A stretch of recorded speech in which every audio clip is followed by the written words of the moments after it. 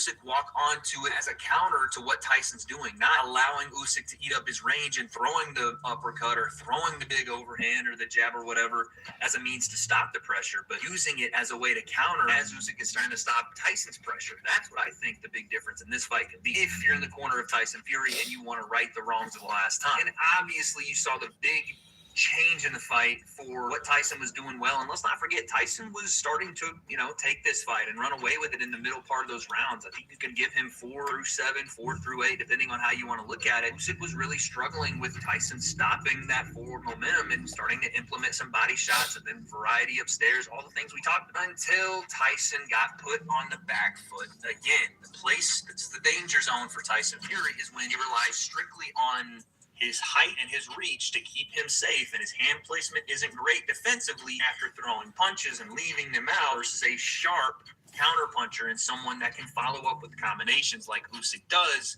Right hook, overhand left, and Tyson was seeing stars. I don't know how he survived round 9. I don't know how, honestly. Maybe the fight should have been called. At least there should have been a couple times before he got the standing 8 where he should have been given the standing 8, because he was bouncing around the ropes like a pinball. Like, he couldn't even keep his feet under him for the life of him. The ropes aren't there. Tyson falls 10 times out of 10. But it was also a testament to Usyk getting back to his game plan, the thing that won him rounds early on, the thing that was giving Tyson real trouble, and the accumulation of the work that Usyk put in early on. The body shots, the variety, the head movement, making Tyson miss and making him pay. Because even if Tyson is a bigger fighter, again, sometimes he relies on that height and that reach. So if you get inside it and he misses and those arms stay extended, there's real opportunities for Usyk to counter with big time power. And he did. Change the entire momentum of the fight. Fair play to Tyson Fury. He never actually touched the canvas and shook the cobwebs enough to remain in that fight and finish it out. But you saw in the first fight what the two keys are. Like, this is not some big secret that we have to go back in the lab and reanalyze. We know what Tyson Fury is. We know what Alexander Usyk is. So this second time around, it is clear to me what both guys need to do. For Alexander Usyk, it comes in the same form of what made them successful in the first fight. It's controlling the pace, controlling how the fight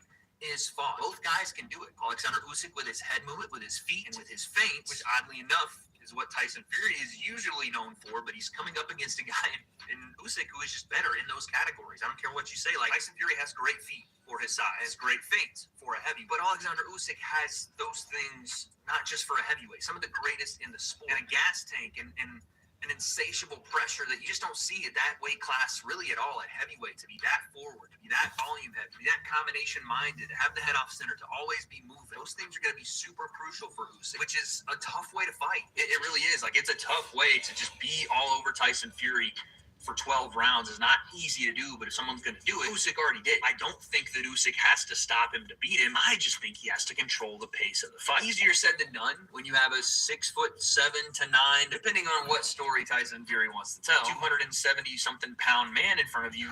You're going to feel that weight. It's just inevitable. You are going to feel the size of that guy when he punches you, when he clinches you. It's just going to happen. But Usyk won the first fight.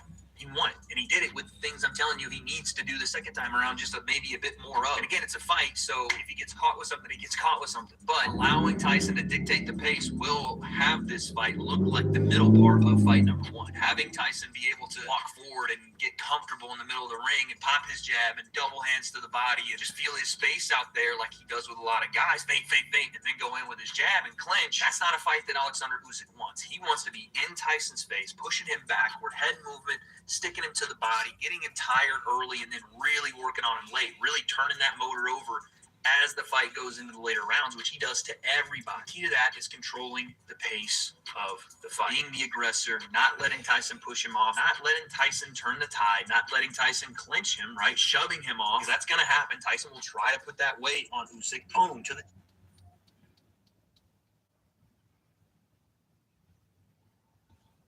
You need to move along. There's no handling out here. This is a public sidewalk. Doesn't matter. It's in the town limits. This is the town's property. Listen to what I'm telling you first. Before you make a mistake and violate my civil rights. This is my civil right. Freedom of speech, freedom of religion, freedom of assembly on a traditional public forum. I'm not going anywhere. No, sir. You're not going to dictate what goes on here. There's a constitution. In the town limits. I'm telling you something. You can listen to. Yes, the You constitution. are on town property. Yes, I in am. the town limits of Lake Placid. Yes, sir. There is no Have you seen me panhandle? That's what you're doing. Have you seen me panhandle, smart guy? I suggest you gotta get back in your cruiser and leave me alone before you do something you're gonna regret. Well, I suggest you stop telling me what to do. Because it's telling you not what to going to end very good.